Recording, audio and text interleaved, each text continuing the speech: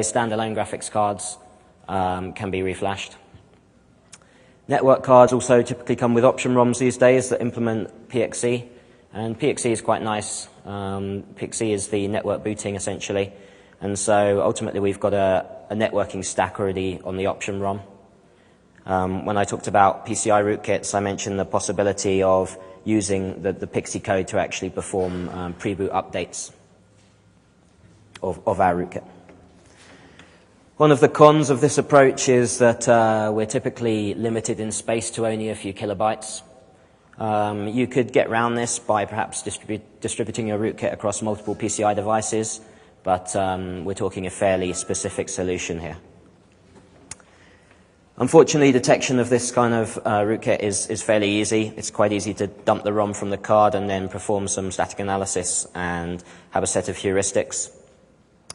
Giveaways, for example, if we have any protected mode code in the option ROM, this is typically pretty suspicious. The detection process could be subverted in a few ways, though. We can apply standard standard malware code obfuscation techniques to the ROM, and also, as I'll talk about later, we can even prevent the operating system from dumping the ROM. The next attack I want to talk about for legacy BIOS implementations is ACPI. This is a slightly different attack to the previous two, in that ultimately we're not interested in subverting the bootloader at this point. We're interested in subverting the Windows kernel or the operating system kernel itself. This is abstraction of a ACPI implementation for an operating system. Ultimately, you can see that the core of it is the ACPI driver in the middle, and this is a operating system device driver. So those of you not familiar with ACPI, it's the advanced configuration and power interface, and ultimately it handles all the power management on modern systems, whether they be servers or notebooks. And with Apple's switch to Intel, they had to basically start using ACPI. The way ACPI works is that the BIOS, which is represented by the dotted line, contains some tables, the ACPI tables, and these tables contain instructions for an interpreter which is implemented in the device driver. So basically, the reason ACPI came about is that previous implementations of power management, for example, the advanced power management spec, basically relied on calling into the BIOS, and vendor implementations of this were pretty buggy. So the idea was to kind of abstract slightly so that we have some updatable tables in the BIOS that have these virtual instructions that tell the device driver how to perform certain power management functions. For example, how to retrieve the temperature from the motherboard, or how to move a device into another power state. So how might we go about abusing ACPI? As I said, the BIOS holds these tables containing these virtual instructions.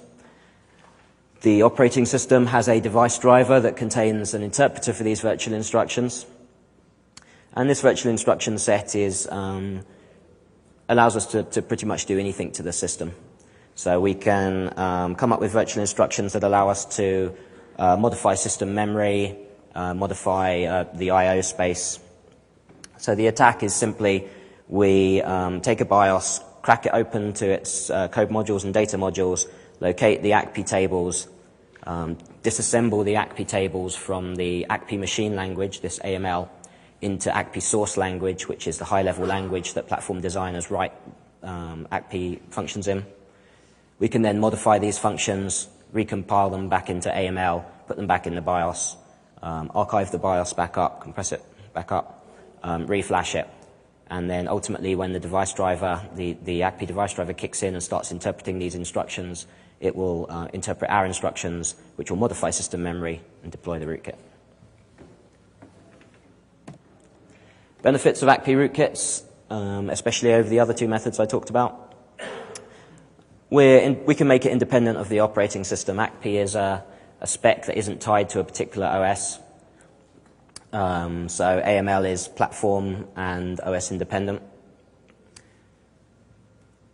ACP has this high-level language, the ACP source language, and so it's easy to disassemble the ACP machine language back into this source language, and then we can modify it and recompile it pretty easily. Unlike the previous two attacks I talked about, when the ML is interpreted, the kernel is already loaded. In the previous two attacks, we were coming in the bootloader phase before the kernel is loaded. We don't need to worry about that with AML. We can just patch the kernel directly. Also, because we have this interpreter, we can put some logic in there. We can make smart decisions about deploying our rootkit. Has anything changed in the system state since we last infected? If we're using a rootkit that relies on hard-coded offsets in the kernel, for example, then it would be prudent to add some verification that, say, the kernel hasn't changed. Limitations of ACP. Again, we must be able to update the system BIOS. The operating system must have an ACP device driver. So in order to detect these types of rootkit, we can simply prevent the ACP device driver from loading. The system will probably still boot. And also the operating system, or actually the device driver, mustn't sandbox the ML interpreter at all. So for example, when I demoed this on Windows, what I noticed when I was deploying the rootkit was that I was getting a ton of event log messages, which basically came up saying that what I was doing was probably not very sensible, but the ACP device driver was going to let me do it anyway. But it kind of warned me. And you could easily see that the device driver could be modified to prevent me actually writing to critical kernel structures. Okay, finally, for legacy BIOS attacks, we'll talk about warm reboot attacks. So all of my previous attacks have involved modifying some piece of firmware, making some persistent modification to firmware. And ultimately, this is going to make detection a lot easier. If we think about production systems, for example, a web server with an SLA that requires it's up 99.995% of the time, it's not going to be cold booted very regularly, maybe just to do some maintenance. But it might be warm rebooted, so every month maybe to install some updates. So on most chipsets, we can actually take advantage of the fact that it's just going to be warm rebooted. And essentially, when you actually cold boot, what happens is the CPU starts executing. It issues a read which goes to the memory controller, which will forward it to the firmware device. And as that data is retrieved, it will actually be cached in RAM. On subsequent reboots, we'll typically bypass a lot of the initialization that happened on the cold boot and simply execute code out of RAM, shadow RAM. So we can actually simply, from the operating system, we can simply remove the write protection on these pages in RAM and modify RAM directly. And then we do a warm reboot and our code executes. I guess, unfortunately, from a rootkit writer's perspective, techniques for doing this on different chipsets, they're all unique, basically. So Intel has PAMs, programmable attribute map registers, AMD has MTRRs, memory type range registers. Okay, moving on to legacy BIOS limitations. So the BIOS is typically written in assembler, and really these days, who writes real mode 16-bit assembler? Not many people. And also the BIOS is firmly rooted in the interrupt model. There's very few cleanly defined interfaces exposed by vendors. An example of this is if we think about interrupts as interfaces exposed, then we only have 256 possibilities. So typically what you'll find is that interrupt handlers then break it down into various subfunctions. 15 hex is a good example of this. It's the miscellaneous interrupt. And basically the subfunctions totally vary from vendor to vendor. The interfaces that are defined are pretty clunky.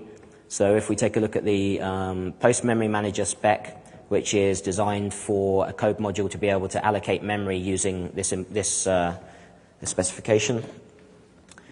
Basically, it's a huge amount of work for us just to even get to be able to use the PMM. We need to start scanning for particular structure. We need to then perform checksums.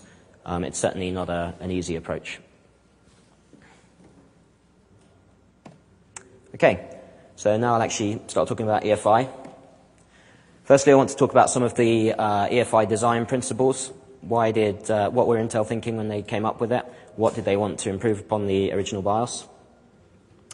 Firstly, they wanted to make sure they reused existing technologies where possible to speed up the adoption rate. EFI has a system partition, which is simply FAT. Executable images within EFI are PE or PE32, which is the 64-bit PE file.